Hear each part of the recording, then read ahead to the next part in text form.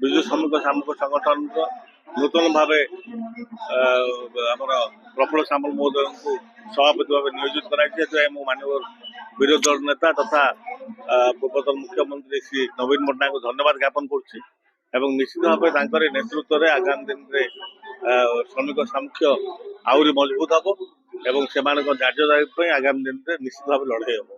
ସେଇଟା ଆପଣମାନେ ତାକୁ ତିଆରି କରିଛନ୍ତି। ସେଥିରେ ଗୋଷ୍ଠୀ ଗଣନା ତାଙ୍କର ଆଭ୍ୟନ୍ତରୀଣ ବେପାର ଏବଂ କର୍ପୋରେସନ ଭିତରେ ଯାହା ହେଇଛି ସେ କଥାକୁ ସେମାନେ ଉପସ୍ଥାପନ କରିଛନ୍ତି। ଯେହେତୁ ତାକୁ ଫୋରମରେ ଉପସ୍ଥାପନ ହେଇପାରିନାହିଁ ସେଥିପାଇଁ ସେମାନେ ବାଧ୍ୟ ଆପଣମାନଙ୍କ ମାଧ୍ୟମ ନେଇଛନ୍ତି ଏବଂ ସେଥିରେ ଯୋଉ ଅବହେଳା ହେଇଛି ସେଥିରେ ଯୋଉ ଭଳି ଭାବେ କିଛି ପେମେଣ୍ଟକୁ ନେଇକି କର୍ପୋରେଟ ଭାଇ ମାନେ ପ୍ରଶ୍ନ ଉଠେଇଛନ୍ତି ତାହା ଆଗାମୀ ଦିନରେ ନିଶ୍ଚିତ ଭାବେ ଆପଣମାନେ ମଧ୍ୟ ଜାଣିବେ। ଏଥିରେ ଗୋଷ୍ଠୀ କନ୍ଦଳରେ ଏଥିରେ ସମସ୍ତେ ଏକତ୍ରିତ ହେଇ ଅଛନ୍ତି ଏବଂ ଆଗାମୀ ଦିନରେ ତା କଥା ମଧ୍ୟ ଆପଣମାନେ ଜାଣିପାରିବେ। କୌଣସି ଜାଗାରେ କିଛି ଗଡ଼ ଭାଙ୍ଗି ନାହିଁ। ଗଡ଼ ଭାଙ୍ଗିବା କଥା କିଛି ନିର୍ଦ୍ଦିଷ୍ଟ ଗଣମାଧ୍ୟମ ତାକୁ ପ୍ରଚାର ପ୍ରସାର କରୁଛନ୍ତି ଏବଂ ସେଥିରେ ସେମାନେ କେବେ ସଫଳ ହେବେ ନାହିଁ। ସରକାର ଶ୍ରମିକମାନଙ୍କ ସମସ୍ୟା ବିଶେଷ ଆଲୋଚିତ ହୁଏ ନା। ଶ୍ରମିକମାନଙ୍କର ଦୁଃଖ ସୁଖ ଯାହା ରହିଛି ଯେଭଳି ଗୁରୁତ୍ୱ ପାଇବା କଥା ସେଭଳି ଗୁରୁତ୍ୱ ପାଏ ନା। ଆଇନରେ ଥିଲେ ମଧ୍ୟ ଅନେକ କଥା ସେ ଆଇନରୁ ମଧ୍ୟ ବଞ୍ଚିତ ହଉଛି। 22ଟି ଶ୍ରମ ଆଇନ ପୂର୍ବ କାର୍ଯ୍ୟକାରୀ ହେଉଥିବା ବର୍ତ୍ତମାନ ହେଉଛି ବି ଏବଂ ଯାହାକୁ କେନ୍ଦ୍ର ସରକାର ସଂଶୋଧନ କରି ତାକୁ କିଛି ଲେବର କୋଡ୍ କରିବା ପାଇଁ ଚାହୁଁଛନ୍ତି। ମୁଁ ଏଠି କହିବାକୁ ଚାହୁଁଛି ଯେ ଯେଉଁ ଆଇନ ଗୁଡ଼ିକ ଅଛି ସେ ଆଇନ ଗୁଡ଼ିକ କାର୍ଯ୍ୟକାରୀ ହେବା ଉଚିତ। ଧରନ୍ତୁ ମିନିମମ୍ ୱେଜେସ୍ ଆକ୍ଟ, ଯେଉଁ ସର୍ବନିମ୍ନ ମଜୁରୀ କଥା ସେ ସର୍ବନିମ୍ନ ମଜୁରୀ ମଧ୍ୟ ଅନେକ ଜାଗାରେ ମିଳୁନାହିଁ। ସରକାର ଯେଉଁ ମଜୁରୀ ଧାର୍ଯ୍ୟ କରୁଛନ୍ତି ସେ ମଜୁରୀ ମଧ୍ୟ ବହୁତ କମ୍, ଯେତିକି ହେଉଛି ମଧ୍ୟ ସେ ମଧ୍ୟ ପାଇପାରୁନାହାନ୍ତି। ଆମର ନିୟମ ଅଛି ଯେ ଯେତେବେଳେ ଆପଣଙ୍କର ଆମର ପ୍ରାଇସ୍ ଇଣ୍ଡେକ୍ସ ବଢ଼ିବ ସେଇ ଅନୁସାରେ ମଧ୍ୟ ମଜୁରୀ ବଢ଼ିବା କଥା, ସେ ମଧ୍ୟ ମଜୁରୀ ବଢ଼ୁନାହିଁ। ଇକ୍ୱାଲି ରେମୁନେରେସନ୍ ସମସ୍ତଙ୍କୁ ସମାନ ମଜୁରୀ ମିଳିବା କଥା, ମହିଳା ଆଉ ପୁରୁଷ ସେ ମଧ୍ୟ ବ୍ୟତିକ୍ରମ ଘଟୁଛି। ଆଉ ବିଶେଷ ଭାବରେ ନିର୍ମାଣ ଶ୍ରମିକ କ୍ଷେତ୍ରରେ ବହୁ ସେମାନେ ପାଇବା କଥା ପ୍ରାପ୍ୟ ଯେଉଁ ସୁବିଧା ସୁଯୋଗ ଏଥିରୁ ବଞ୍ଚିତ ହେଇଛନ୍ତି। ମହିଳା ଶ୍ରମିକମାନେ ଯିଏ ରହିଲେ ୱାର୍କ ଫୋର୍ସ, ସେମାନଙ୍କ ମୁଖ୍ୟ ୱାର୍କ ଫୋର୍ସ, ସେମାନେ ମଧ୍ୟ କାର୍ଯ୍ୟ କ୍ଷେତ୍ରରେ ବହୁ ଶୋଷିତ ହେଉଛନ୍ତି। ସେମାନଙ୍କ ପାଇଁ ସୋସିଆଲ ସିକ୍ୟୁରିଟି ଅନେକ ଜାଗାରେ ନାହିଁ। ତେଣୁ ଏଗୁଡ଼ିକ ଯେଉଁ ଚ୍ୟାଲେଞ୍ଜ ରହିଛି ସେ ଚ୍ୟାଲେଞ୍ଜକୁ ମଧ୍ୟ ଆମକୁ ମୁକାବିଲା କରିବାକୁ ପଡ଼ିବ। ଆଉ ସର୍ବୋପରି ପ୍ରତ୍ୟେକ ଯେଉଁ ଆମର ସେଣ୍ଟ୍ରାଲ ଟ୍ରେଡ୍ ୟୁନିୟନ ସବୁ ଅଛି ସେ ୟୁନିୟନ ସହିତ ସମ୍ପର୍କ ରଖି ଶ୍ରମିକମାନଙ୍କ ସ୍ୱାର୍ଥ ସୁରକ୍ଷିତ କରିବା ପାଇଁ ବିଜୁ ଶ୍ରମିକ ସାମୁଖ୍ୟ ଆଗେଇବ ଏବଂ ଇଏ ଗୋଟିଏ ଭାବିବା ଅନୁଚିତ ଆମେ ଏଇଟା ଗୋଟେ କୌଣସି ପଲିଟିକାଲ ଅର୍ଗାନାଇଜେସନ ଭାବରେ ୟାକୁ ଗ୍ରହଣ ଯେ କରୁଥିଲେ ବୋଲି ଭାବିବା ଠିକ୍ ନୁହେଁ। ଶ୍ରମିକଙ୍କ ସୁରକ୍ଷା, ଶ୍ରମିକ କଲ୍ୟାଣ କିଭଳି ହେଇପାରିବ ସେଇଥିପାଇଁ ଇଏ ଗୋଟିଏ ରେଜିଷ୍ଟର୍ଡ ଟ୍ରେଡ୍ ୟୁନିୟନ ଭଳି କାର୍ଯ୍ୟ କରୁଛି।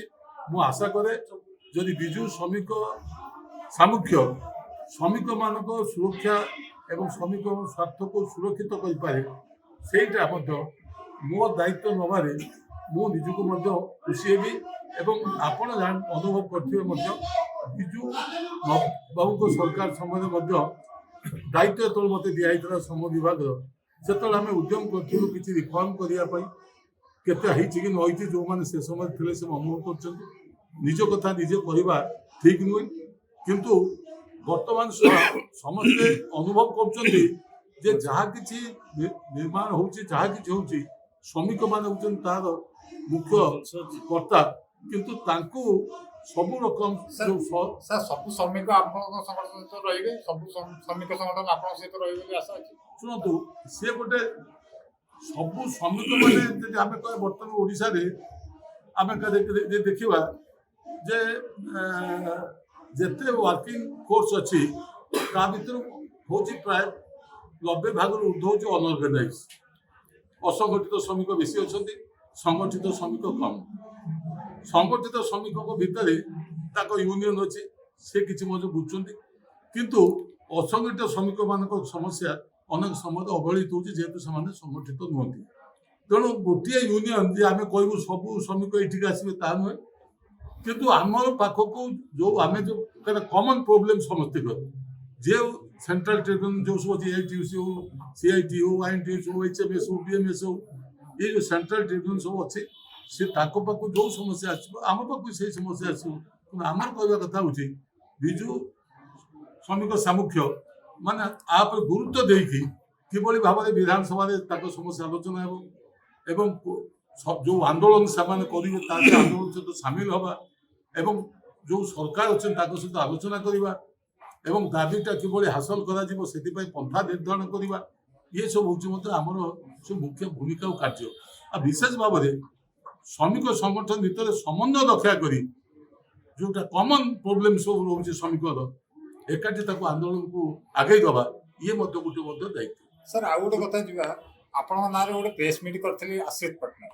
कहते जो बरपदा इंजीनियरिंग कॉलेज आप माड़ी बसते सरकारी कॉलेज को आप माड़ी सो तो जे किसी न जानी से आपन भी ताको केमिति काई पचाउछन मु बुझि पानु से निजे 15 वर्ष से निजे डाके करथिले आ से कॉलेज ता जदी के करथा जो माने से केबे कॉलेज भितरु जाइछन नै जानि नै से कॉलेज जा कि छै तार कागज सब रही जदि कौन व्यक्ति कहीदे प्रफुल्ल सामल पैसा खाई क्या पैसा चाकरी कर जदि एटा विषय वस्तु एथि नुहे ताले मो राजनीति जीवन ओहरीजी